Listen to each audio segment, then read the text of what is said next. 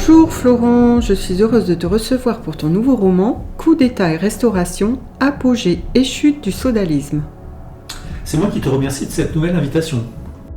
Effectivement, j'avais eu le plaisir de te poser quelques questions sur ton premier roman « Enquête en Vlasie occidentale ».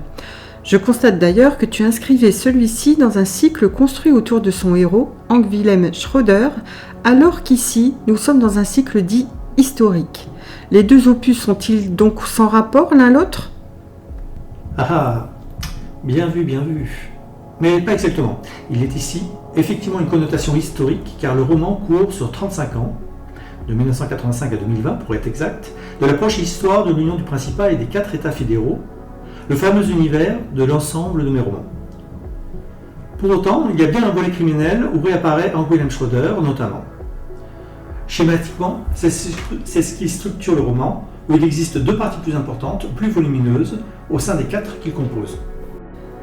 Je lis sur la 4e de couverture qu'on parle de roman initiatique, de complot politique et aussi de désir de vengeance.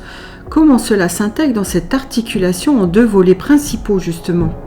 Eh bien disons que le roman initiatique serait la première grosse partie, avec cet étudiant qui trouve un job d'été de précepteur de français au sein du palais impérial et qui va assister, impuissant, au coup d'État. Il devient un acteur dans la mesure où on va lui confier une mission, mais il sera en réaction plus que dans l'initiative proprement dite. En même temps, il va découvrir de nouvelles facettes de ce qui constitue la vie. L'amour, la haine, la trahison. C'est en quoi c'est un roman initiatique. Et alors, pour le complot politique et le désir de vengeance ? Alors là, on est tout à la fois dans la seconde partie importante du roman, mais aussi ce qui fait le lien entre les deux. À propos de lien, tu as dit qu'on retrouvait ton héros Hank Schröder, mais il y a aussi Angela Lump, mais surtout Allison, l'épouse de Hank qu'on a su morte dans ton premier opus. En effet, car je me permets de rappeler que celui-ci se passe 2 ans après. En tout cas, on va découvrir maintenant les interactions entre ces 3 personnages, leurs secrets communs, mais aussi effectivement dans quelles circonstances Hank va perdre Allison. Mais je voudrais pas trop en dire et tu comprendras aisément pourquoi. Bien évidemment, Florent.